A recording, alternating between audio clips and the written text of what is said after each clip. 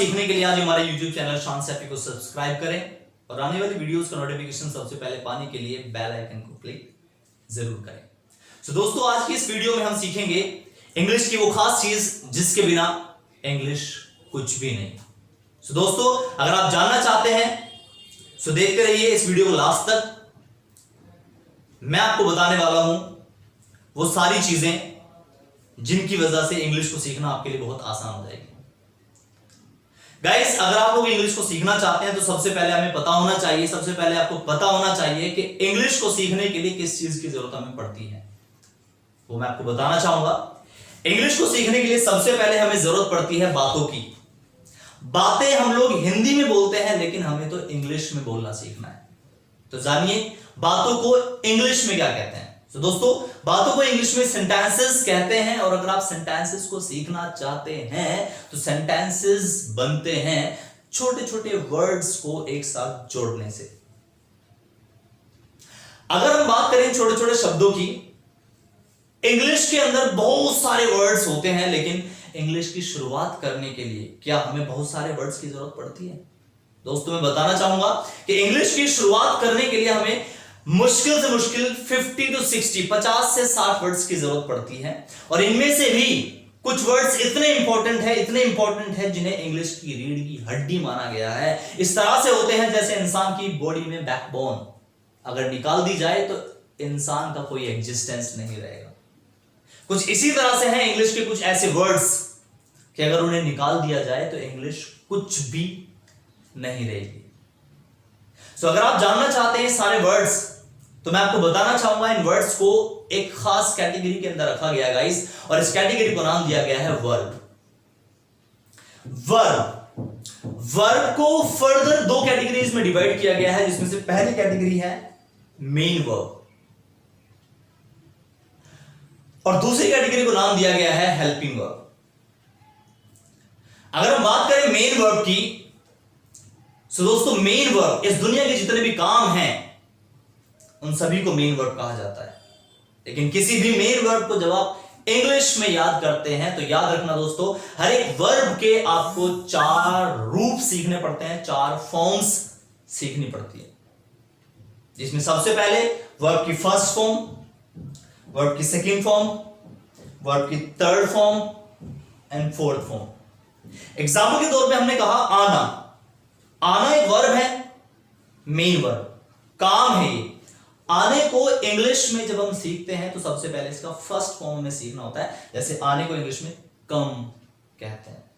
Second form की बात करें केम, थर्ड फॉर्म की बात करें कम, फोर्थ फॉर्म की बात करते हैं तो ये था कमिंग। ऐसे ही अगर हम जाने की बात करें, जाने को इंग्लिश में गो कहते हैं, गो की second form went, third form होती है गॉन, फोर्थ फॉर्म होती है गोइंग।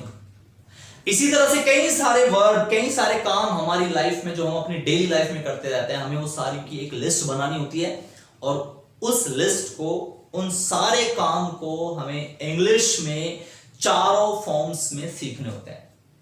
मैं बताना चाहूंगा दोस्तों आप लोगों को कि इन चारों फॉर्म्स का यूज सीखने के लिए इंग्लिश में कई सारे चैप्टर्स बने हैं। आने वाली वीडियोस में मैं आपको ये सारे चैप्टर्स, जिसमें किसी के अंदर वर्ब की फर्स्ट फॉर्म का इस्तेमाल सिखाया जाएगा, किसी के अंदर सेकंड फॉर्म का इस्तेमाल सिखाया जाएगा, किसी में थर्ड फॉर्म का इस्तेमाल सिखाया जाएगा, किसी में फोर्थ फॉर्म का इस्तेमाल सिखाया जाएगा। मैं शान सैफी आपका इंग्लिश ट्रेनर आने वाली वीडियोस में सारी चीजें आपको बताने वाला हूं। लेकिन दोस्तों उससे पहले चलिए देखते हैं वर्ब की दूसरी कैटेगरी जिसे नाम दिया है हेल्पिंग वर्ब। दोस्तों हेल्पिंग वर्ब इंग्लिश में अनलिमिटेड नहीं होती हैं। ये टोटल 24 हेल्पिंग वर्ब्स इंग्लिश के अंदर होती है और इन 24 हेल्पिंग वर्ब्स को आसानी से सीखने के लिए इन्हें 4 ग्रुप्स में तोड़ा गया है और हर एक ग्रुप को एक नाम दिया गया है। दोस्तों पहले ग्रुप का नाम है बी। इस ग्रुप के अंदर 7 हेल्पिंग वर्ब्स होती हैं दोस्तों, जिसमें सबसे पहले is, am, are, was, were, will be and shall be important होते हैं। इसी तरह से दूसरे ग्रुप की बात करें तो दूसरे ग्रुप का नाम दिया गया है हैव। हैव के अंदर 3 हेल्पिंग वर्ब्स होती हैं दोस्तों, जैसे हैज, हैव, हैड। इसी तरह से तीसरे ग्रुप को नाम दिया गया है डू। इसमें भी 3 हेल्पिंग वर्ब्स होती हैं दोस्तों, डू, डज एंड डिड। और लास्ट ग्रुप की बात करते हैं, चौथे ग्रुप की बात करते हैं दोस्तों। इस चौथे ग्रुप का नाम है मोडाल्स। कुछ लोग इसे मॉडल भी बोलते हैं। मॉडल और मोडाल्स दोनों में से कोई सा भी आप बोल सकते हैं।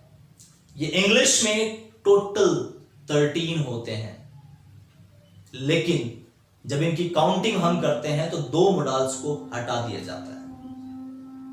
इन 2 मोडाल्स को क्यों हटाया जाता है, अगर आप ये जानना चाहते हैं तो आने वाली वीडियोस में आप लोगों को ये सारी चीजें क्लैरिफाई कर दी जाएगी।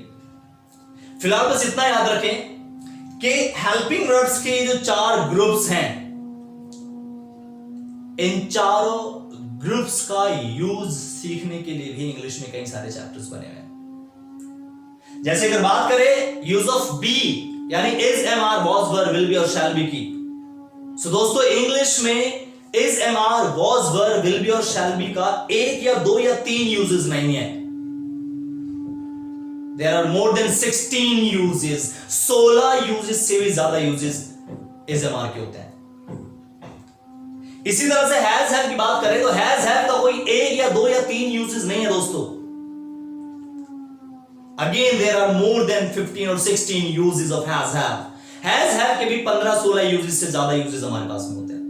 इसी तरह से do, जब डू, डज, डिड की बात करते हैं तो 1 यूज या 2 यूज नहीं होता है दोस्तों। इसके मैं आपको कम से कम 6 यूजेस आपको सिखाने वाला हूं, 6 यूजेस।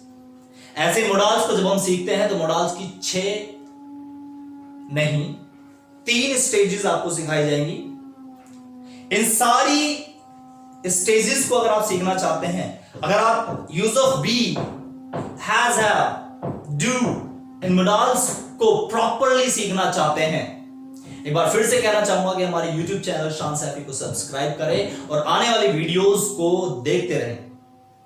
अगर इंग्लिश स्पीकिंग से जुड़ा आपका कोई भी कंफ्यूजन है गाइस, तो कमेंट बॉक्स में हमें लिख करके जरूर बताएं। अगर आपको हमारी वीडियो अच्छी लगी हो तो इसे लाइक करें और अपने दोस्तों में शेयर करें। Thank you so much.